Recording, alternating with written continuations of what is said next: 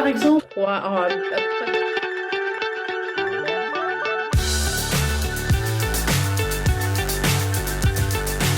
So, thank you so much, Zainab, for joining the Mentorssori podcast. What initially sparked your interest in becoming an ADHD therapist? I think you touched on it.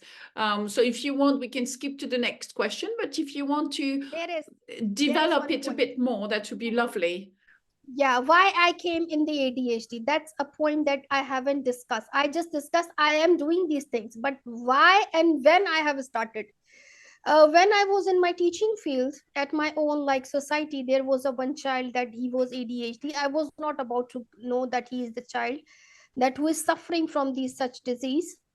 The mother called me for her daughter actually, and she was in grade 9th to teach her mathematics because as my master was in commerce, so she was some areas and she was struggling in mathematics. So I used to go to their place and give them like a home tutoring.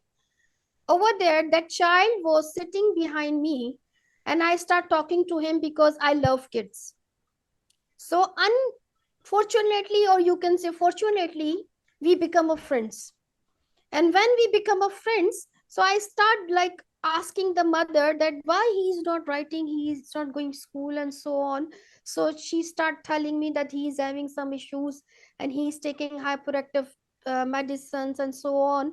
So I said, okay, if you don't mind, can I try to make him learn, can I try to make him teach, because I think he can do it. So her mother was staring me like she was surprised. She said even none of the school is accepting him. When he is going to school, the student says that he is mentally disordered, he don't have discipline and such on. So that's why he is at home. So I said, okay, it's okay. Just give me 30 minutes daily. I'll be thankful to you that I want to try, because I think my like you can say my inner power says that might be he can make it. And you can't believe it, he is running his own business right now. Oh, that's amazing. That's really amazing. He have his own shop, and alhamdulillah he is the accountant over there. And he's outstanding now. Even nobody can say that he was suffering from these disease up till now. This is but is it when you say disease, is just to correct, because I don't think we use the word disease for ADHD. Over here, yeah, because over here in Pakistan, even our parents, all a lot of parents are not aware. They think that it's a disease. Okay. They think. But what would be but it's officially it's not okay. at all. Just to clarify to the audience, because it's quite important. So what would be the appropriate terminology for ADHD, and what does it stand for, ADHD? So what would be, as an ADHD therapist, what is the terminology? Yes. Okay. ADHD stands for attention deficiency hyperactivity disorders.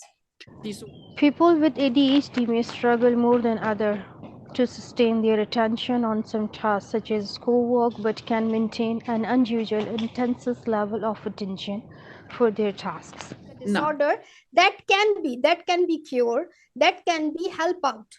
We can help. Okay. We can help through therapies. There are many therapies like occupational therapies, behavioral therapies. A lot of things can be, these disorder can be covered. It's in a world, there is none of the research can say that this can not be covered. This can be covered, but it need a lot of practice, a lot of patience. I was I'm principal in the school, as I told you.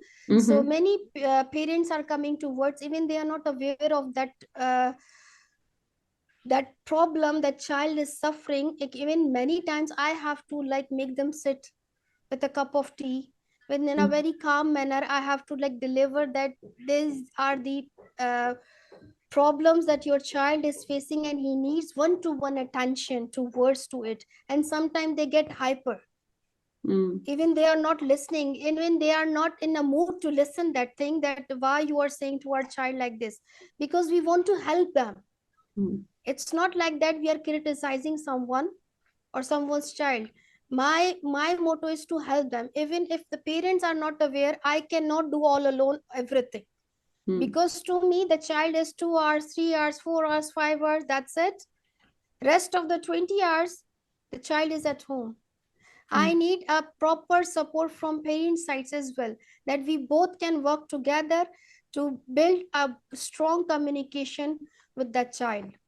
So we are in Pakistan suffering a lot of, in a lot of areas in education, like in awareness especially, and we don't have such schools that accept these students. Yes, I think it's a worldwide issue. I do think that, Yeah. but that's another topic because it's a huge Yeah, it's subject. too vast. Also, regarding autism, there's many aspects that we can talk about in terms of special needs. Yeah. But we're not going to go any further with this. Let's move on to the next question. So my next question to you would be, can you share a time when your adjustment to the curriculum or learning plans had a significant positive impact on student learning outcomes? You just touched on it a little bit with this little boy, but perhaps as a whole school, do you have something to share with this? Yeah, I recently have like finished one of the project. My directors was not from the education department, so far they were not aware of the system and the things, that how we are going to like have the curriculum and which one is the best curriculum for them, because in Pakistan we are using British and Oxford both curriculum along with the studies of Dr. Maria Montessori. So we combine everything in our school, and we designed a curriculum that reflect to the activities along with the books related to our like Oxford and Cambridge. So we have designed somehow the books which I have chosen, those reflect on these areas. Along with that, I have teaching and trained my own staff members, on staff teachers, that how they are going to spit that out in a different parts of the month and years, and how we are going to spotlight a main target. Our main target was in curriculum to make a child independent, fully independent till the age of 5. So somehow we work like this, and we design a lot of activities, we design a lot of formats in MS Word, and taking some references from books, taking some references from Google, and obviously AI is there. So like this we are working. And somehow, if they are facing any difficulty to implement those things, my office doors always open for them. Even when I am having a cup of tea, they are most welcome at that moment as well. So they can discuss, they can share. Even I myself, because we have a CCTV camera footage, so all the time I am like observing them. So if I feel that the teacher is struggling, or might be it can be more effective like in a my way, so I start jump in the class immediately by taking permission from the teacher, and we together have a lesson plan, we together teach them, we together like have fun with them, so it can be a more powerful and attractive for them. That's Like this wonderful. we are working. May I ask, how big is your school and what age is it covering? Okay, the school is age, first of all, school is uh, we can say it's a double story, and it have 20 classrooms along with a huge play area with, and there is a ground and a green grass ground over there, and we have a proper assembly area over there. We have a podium of a child size, an elder size, and then teacher size. So they should learn from the beginning that how they have to deliver a speech or a poems on the podium in front of the students. So at the age of 3, we start giving them a confidence to face other students. So when they grow up, they immediately get those parts, and they are very much pretty much confident. And we have seen those areas. Plus we have from 3 to onwards 15 years of children we have in our school. Wow. Exactly till grade 8. Yeah. Wow, this is amazing. From 3 to 15 years old.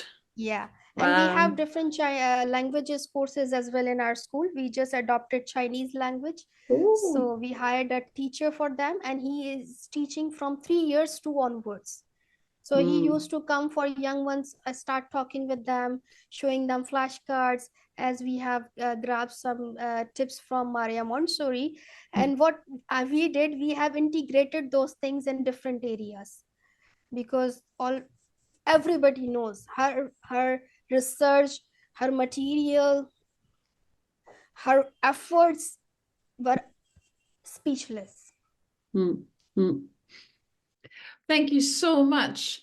Thank you so much. I'm really very excited to listen to you and your experience. This is really, really inspiring. Now, well, thank you so much. It's the end of the podcast. I'm hoping that one day I will come and Yeah. visit your school. Have a Thank you good for day. your time.